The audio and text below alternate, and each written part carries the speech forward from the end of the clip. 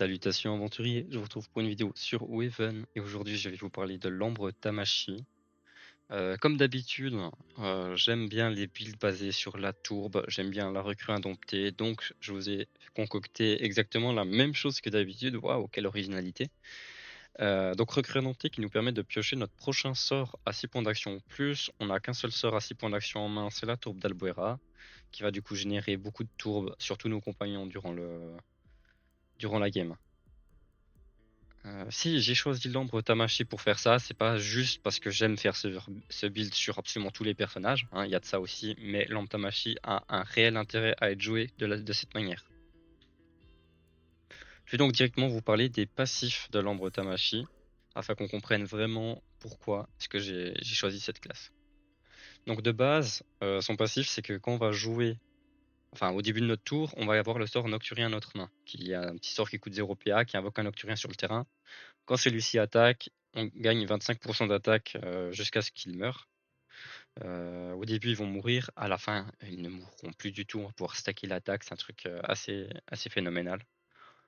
Euh, voilà. Le premier passif important à aller chercher, c'est Opportunité Tamashi, qui fait que quand nos Nocturiens attaquent, qu'est-ce que je dis? Mais qu'est-ce que je dis? Qui fait que quand un compagnon attaque, il invoque un Nocturien sur la cible adjacente à la cible. Alors, c'est pas exact, la manière dont c'est écrit. C'est pas, adjacent à la cible, c'est adjacent à un adversaire. Donc si on attaque un allié avec un compagnon, on n'invoquera pas de Nocturien. Il faut impérativement attaquer un adversaire. C'est assez important à prendre en compte parce que, en fait, on va très vite avoir beaucoup de Nocturiens sur le terrain grâce à ce passif et en fait, ça va devenir difficile de, déplacer nos compagnons donc et nos Nocturiens. Donc on pourrait se dire, vas-y, j'attaque un allié, comme ça je fais spawn un Nocturien et c'est cool, mais ça ne fonctionne pas. Voilà. Au niveau du deuxième passif, on a le choix. On a le choix entre apparition Tamashi qui fait qu'à l'apparition du Nocturien, il inflige 60% de l'attaque de notre héros autour de lui. Ou alors puissance Tamashi qui fait que lorsqu'on invoque un Nocturien, on gagne 75% de l'attaque de notre héros pour le tour. Il faut savoir qu'une fois que tout est mis en place, qu'on a tous nos compagnons sur le terrain, on gagne 251 d'attaque. J'ai 251 parce que je suis niveau 44. Niveau 50, ce sera un petit peu plus que ça. Voilà, mais on gagne environ 250, 300 d'attaque grâce à ce passif-là. Moi, j'ai décidé. Au début, je jouais avec lui. Maintenant, j'ai décidé de partir sur Apparition Tamashi. Tout simplement pour avoir des dégâts de zone. Parce que c'est un peu ce qui va nous manquer en fait sur le build, c'est les dégâts de zone. Au niveau des sorts éthers, on n'en prend aucun. Et au niveau des stats, on met absolument tout en point de vie. Côté item, on prend l'anneau blond pour booster à la fois notre magie terre et donc nos tourbes. L'anneau KLM pour avoir une chance de réduire le coût de nos sorts terre. L'anneau obscur pour le proc ouragan. L'ouragan du coup qu'on va déclencher avec des sorts air et terre joués à la suite. L'effet ouragan nous permet de gagner des jauges terre pour invoquer plus rapidement nos compagnons. Donc ça va être assez important. L'anneau Rouboros, je l'ai pris tout simplement parce que à la fois il va nous booster nous. C'est l'anneau qui donne le plus de magie terre actuellement dans le jeu. Mais il va aussi booster nos compagnons. Comme on a pas mal de on va jouer avec les 4 compagnons sur le terrain, il y en a un qui va pouvoir attaquer 2 fois, donc le fait de pouvoir booster un peu ses stats, c'est toujours bon à prendre. Mais si vous ne l'avez pas, ce n'est absolument pas grave, vous pouvez opter pour la Nordure, qui va être aussi tout à fait acceptable. Le brassard de lame rocheuse en brassard, génération de jauge terre, super important. Nos compagnons vont majoritairement nous coûter des jauges terre. Donc c'est assez important de jouer avec. Parlons des compagnons maintenant. On a donc la recrue indomptée qui va nous permettre de piocher notre prochain sort à CPA, comme je le disais. Elle est au centre du build. Elle est vraiment très importante. Il faut pas qu'elle meure. C'est vraiment elle qui va nous permettre de faire de la tourbe tous les tours. On a également Amalia. Amalia qui va être assez importante étant donné qu'elle va nous réduire tous les sorts terre de 1 PA. Ça va être cool typiquement pour pouvoir jouer tourbe d'Albera plus un autre sort. Alors on peut pas le faire à tous les tours, mais quand on peut le faire, c'est toujours bon à prendre. Ensuite, sur les 2 derniers compagnons, c'est des compagnons que je n'ai pas présentés jusqu'à maintenant. On va être sur Joris. Joris, je l'ai choisi parce qu'il va pouvoir jouer 2 fois par tour. Donc il va nous invoquer en fait 2 Nocturiens par tour, contrairement aux autres compagnons qui vont en invoquer qu'1. Avec ça, j'ai décidé de jouer Canne Carcasse qui donne plus 1 point de mouvement à tous les personnages. Ça va être justement pour pouvoir déplacer un peu mieux nos Nocturiens sur la carte, parce que comme ils ont que 1 PM les Nocturiens, on va très vite se retrouver entouré de Nocturiens et ne plus pouvoir bouger comme on veut. Canne Carcasse, il va permettre justement d'enlever cette restriction de mouvement, en permettant à nos Nocturiens d'avoir 2 points de mouvement, et donc on va pouvoir gentiment les déplacer sur une partie de la map sur laquelle on ne joue pas. Les Nocturiens, on va vraiment vouloir les stacker à un endroit, en essayant de garder le maximum de liberté possible sur sur nos mouvements à nous et nos compagnons. Voilà, donc j'en ai fini avec les compagnons. Parlons vite fait des sorts avant de passer à la partie gameplay. Au niveau des sorts, on a un maximum de sorts qui coûtent peu cher. Baume bourbeux, bouclier d'Albuera, baume acide, baume interdit, dans les sorts terre, et petite fiole des vents, air d'Albuera et fiole de rebond dans les sorts air. Ça, c'est des sorts qui vont être assez efficaces parce que soit ils coûtent 2, voilà, soit ils coûtent 3, mais malheureusement on n'a pas mieux. Ou alors on a même un sort de placement pour essayer de placer un ennemi pour un ouragan. Ça, c'est pas dit qu'ils nous servent, des fois on l'utilise avant même d'avoir les 5 jauges, ça peut être un peu embêtant. Et voilà, c'est, je pense, la meilleure composition de sorts qu'on peut trouver sur le personnage pour ce build. On prend le laboratoire de pierre également. Lui, c'est juste parce qu'il va nous faire bien tanker. Il peut nous permettre aussi de gagner 2 points d'action en un tour. T1. Points d'action, pardon, 2 de jauge terre. Si je dis n'importe quoi, ça va pas aider. Voilà. Il peut nous permettre de gagner 2 de jauge terre sur le T1.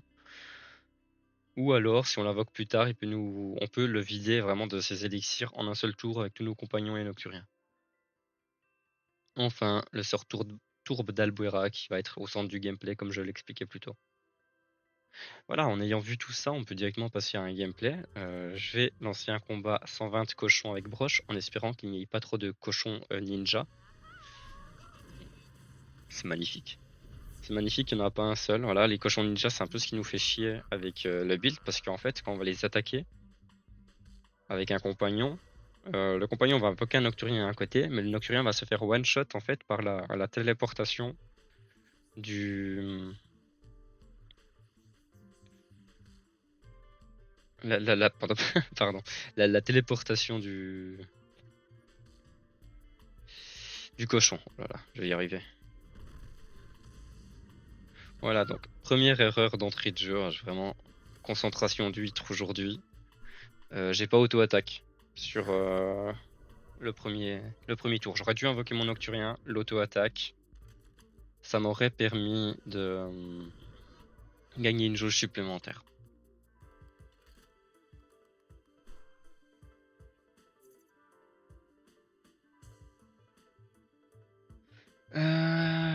Voyons. Là, j'ai absolument aucune zone. Mais est-ce que on peut le tenter? Voilà, c'est pas passé. Je voulais voir si avec un critique, en fait, on gagnait 1 PM, on pouvait venir se poser ici pour la zone de 3. Là, c'est pas passé. Bon, malheureusement, du coup, on tente notre chance. On va prendre pas mal de corps à corps, c'est pas forcément ce qui est le plus efficace.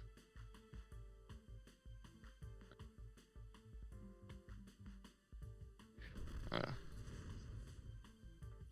Donc on continue à générer des jauges tant qu'on n'est pas chanceux.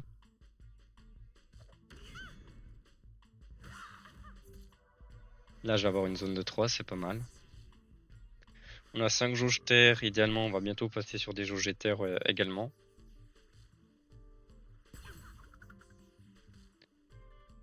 Alors.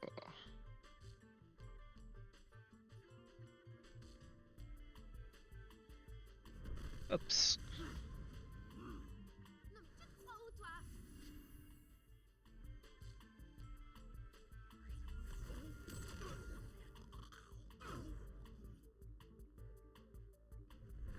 Donc voilà, là on essaye de faire un maximum de jauges.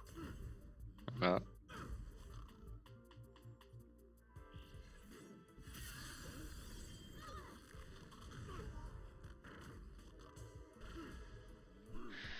Donc on a 2 Nocturiens sur le terrain, plus pour longtemps.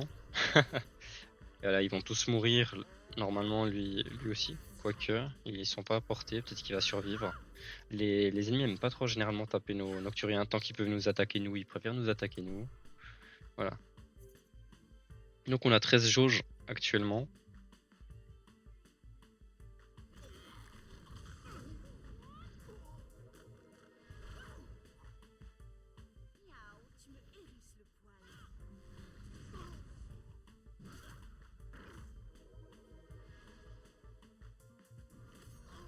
On va générer de la tourbe pour tout le monde. Voilà. Au niveau des jauges, je me souviens plus si je l'ai dit ou pas, parce que j'ai refait la vidéo 2 ou 3 fois parce que j'étais pas satisfait de moi, vu que je suis absolument pas concentré sur ce que je dis et ce que je fais.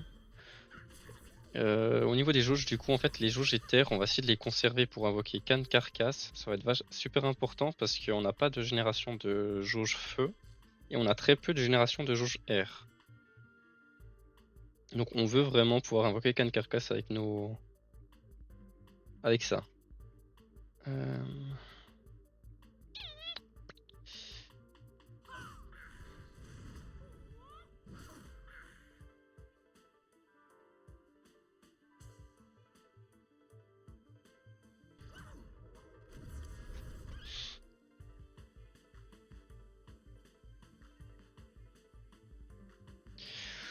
On n'invoquera pas du tout Canne Carcasse sur ce tour parce qu'on peut pas générer de jauge supplémentaire là. On va vraiment devoir jouer notre tourbe sur ce tour une fois encore.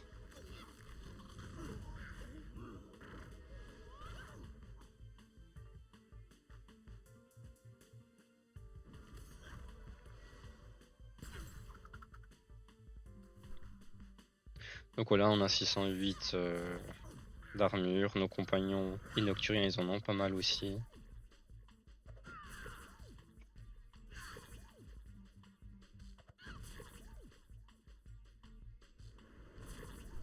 Après, sur un critique de la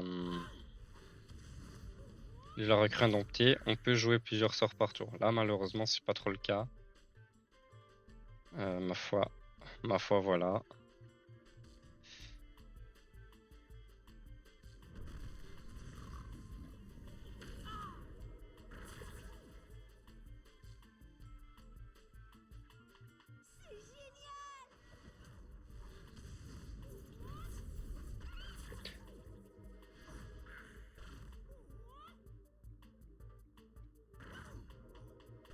C'est un peu embêtant qu'on puisse pas jouer plusieurs sorts sur un tour parce qu'on aimerait bien pouvoir invoquer du coup notre ami Canne Carcasse pour donner 2 PM à tous les Nocturiens.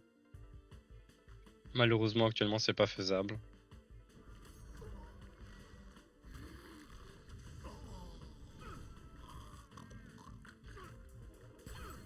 Ce sera sûrement pas faisable du tout d'ailleurs parce que bah, du coup il y a plus que quelques mobs qui sont répartis sur tout le terrain. Mais voilà, donc on peut quand même voir que malgré ça, en fait on va beaucoup flood le terrain en invoquant des compagnons de partout. On voit que les Nocturiens sont à peu près partout. Le fait d'avoir Canne Carcasse permettra de les split en fait vraiment justement dans les zones qui nous arrangent.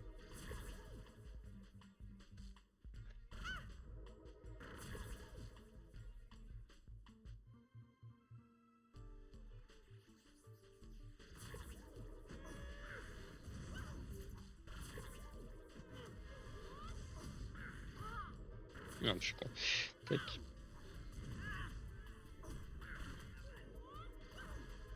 Là voilà, on voit que j'ai du coup 510 d'attaque alors que le build n'est pas du tout basé sur mon attaque de base. Si j'invoque un Nocturien maintenant, voilà, 306 de dégâts. Bon c'est con, j'aurais pas dû l'invoquer là, mais c'est pas grave. Tac. 941 coups critiques, on est pas mal. Là, tous nos compagnons et nous, on est immortels hein, aussi. On prend assez cher parce qu'on a le focus de la broche. Mais dans l'ensemble, on est vraiment très résistant avec ces builds. Juste dommage que Ah, quoique, attendez. Je crois que je vais faire une petite folie. On va faire ça. Hop. Et on va invoquer Ken Carcasse quand même. Ouais, comme ça, je peux quand même vous montrer ce que ça donne là. Donc là, l'idée, hop, on va vraiment essayer d'éloigner tous nos nocturiens au maximum pour nous donner la place de jouer en fait.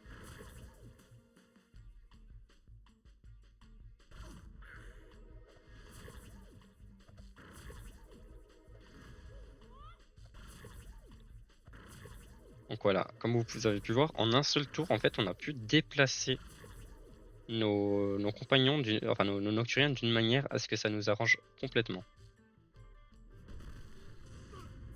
Voilà, 444 avec l'apparition de celui-ci.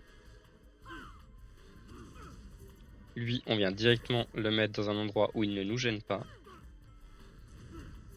Lui, pareil, voilà, on l'éloigne au maximum.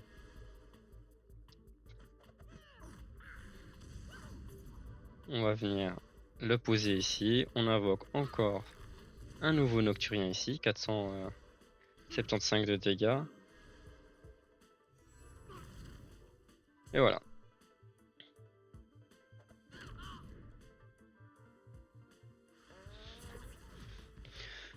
Donc j'ai 803 d'attaque sur un build qui n'est pas du tout basé sur la magie. Je trouve ça assez absurde à voir comment ils adaptent ça justement plus tard. Parce que c'est un petit peu compliqué de garder ça en l'état.